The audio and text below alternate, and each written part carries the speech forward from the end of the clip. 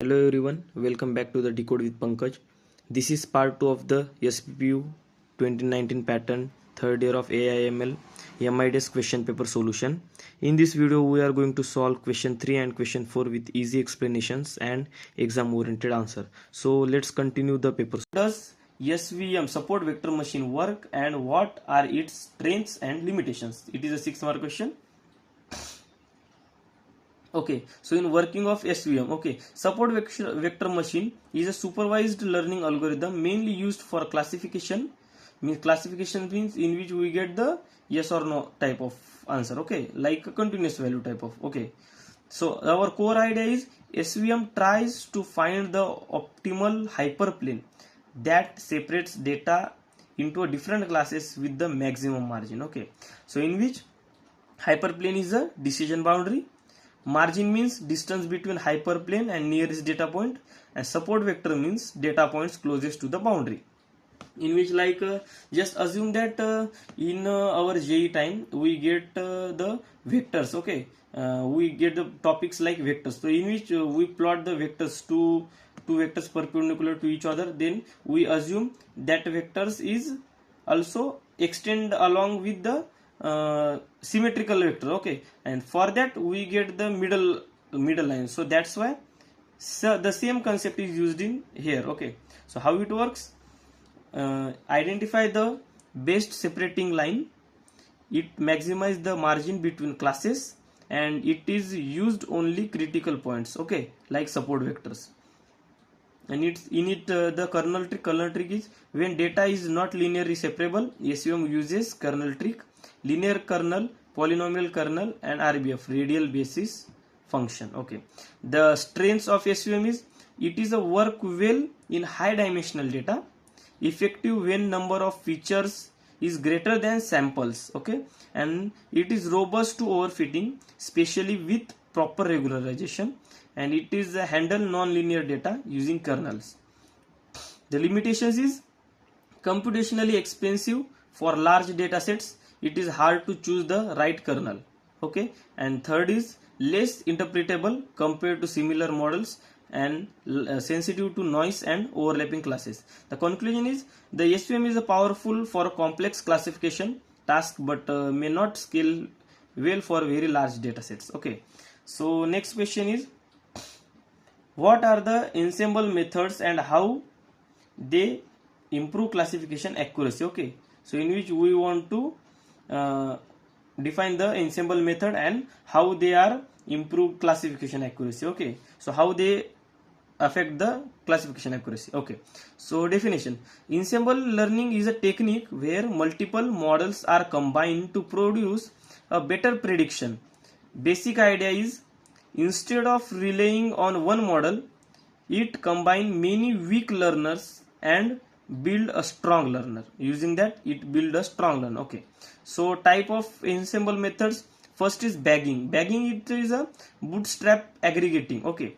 Next is boosting, and last is stacking, okay. How ensemble improves accuracy, so in which we show that how our ensemble methods improve the accuracy, okay, and how the affect it to accuracy. So first is reduces variance, in which it combines multiple models and it gives more stable predictions.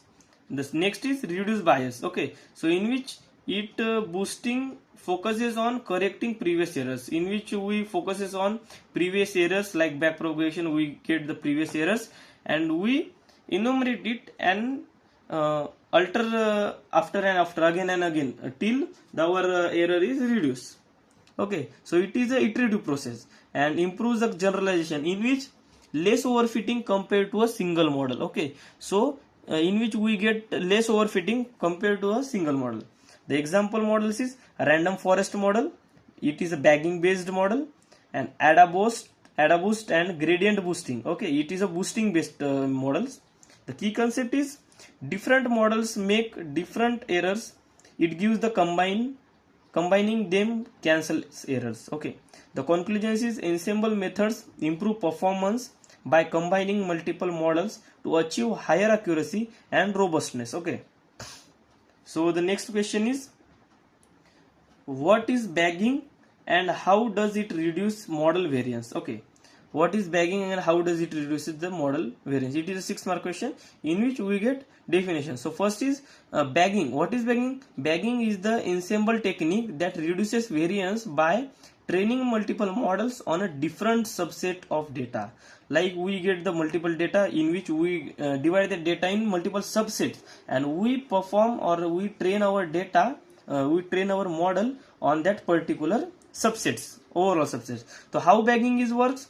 The first is create multiple data sets using sampling with replacement, bootstrap sampling. Okay, the next is the second step is then it train a model on each data set, like I tell you, same like firstly we get the data set, then we divide data set in multiple subsets and we train a model on each data set. So that's why our accuracy will improve and also precision recall it will be also increase. So combine predictions. So in which after that we combine the predictions, and classification gives majority voting and regression means it gives the averaging. Okay, so that's why how we use the bagging further reduce the model variance. So why variance reduces? So using this bagging, why variance reduces? The first is each model sees different data, so that's why it is easy to handle the situations like conditions on the testing. Okay, so next is error are different across the model. So okay, in which we get the multiple types of different errors across the overall data set, across the overall model. And last is averaging cancels but out fluctuations. Okay, so intuitions, what is intuition? In which our intuition is single models gives high variance and multiple models give stable and average prediction. It is our main key concept. Okay, so it is a very important according to the exam perspective. So next is example. Example is random forest uses bagging with decision trees. Okay, so in which each tree trained on different data and final output is equal to combined result. And advantages of this: reduces overfitting, improves stability, works well with high variance models like decision trees. And limitations is increased computational cost, does not reduce bias significantly. Okay, conclusion: bagging reduces variance by averaging multiple models trained on different data samples, making predictions more stable and reliable. Okay, so next question is question 4. What is boosting and how does it reduces model bias? Okay, model bias means it is simply it is an error. Okay, so what is boosting and how it impact to reduce the error? That's it. So in which we get first definition. What is boosting? Boosting is an ensemble method, same as bagging. Boosting is an ensemble method where models are trained sequentially and each new model focuses on correcting the errors of the previous one. Okay, so how boosting works? Firstly, train a weak model, example decision stump. The second is identify misclassified points, in which we identified the misclassified points. Then increase their importance, like in which we increase their weights according to the conditions, and we misclassified points we give them the weight. Okay, or assume the weight. Then train the next model focusing more on the these errors. Okay, then combine all models for a final prediction. Okay, so how using this type of method the boosting is works. So key idea is learn from mistakes gives improvement in step by step. Okay, so learning from step by step and learning from mistakes we get improve model, so we improve the step by step. The popular boosting methods is or popular boosting algorithms is ADA boost and gradient boosting and XG boost. Okay, so that is popular boosting algorithms. How boosting reduces bias? So bias is nothing but error due to overlay simple assumption. Okay, error due to overlay simple assumption. It's called bias. So weak learners individually have high bias. And boosting combines many weak models, learns complex pattern gradually and corrects the previous mistakes. Okay, so in which the results give lower bias plus better accuracy. If the bias is high, then accuracy is low. It is a vice versa. Okay, So advantages of this. So advantages of boosting: high accuracy, works well on complex dataset, reduces both bias and variance in many cases. The next is limitations of boosting: sensitive to noise, can overfit if too many iterations, and computationally expensive. Okay, the conclusion is boosting improves model performance by focusing on difficult cases and reducing bias through sequential learning. Okay, so next question is, what is random forest and how does it use bagging and random feature selection? Okay, so bagging is also ensemble algorithm technique. Okay, so it is a 5-mark question. So in which firstly we get the definition. What is definition? The random forest. Okay, so random forest is an ensemble algorithm that builds multiple decision trees and combines their outputs. Okay, so how random forests work?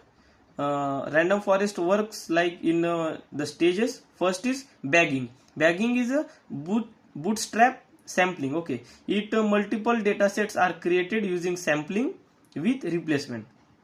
And bagging also, each data set is used to train separate decision trees. Okay, the next step is random feature selection, in which we get the random features and select for the our operation. So first, at each split in a tree, only a random subset of feature is considered. Okay, so this introduces diversity among all the trees. Okay, according to like starting for root node to child node or leaf node. Okay, so third is final prediction of after the overall operations.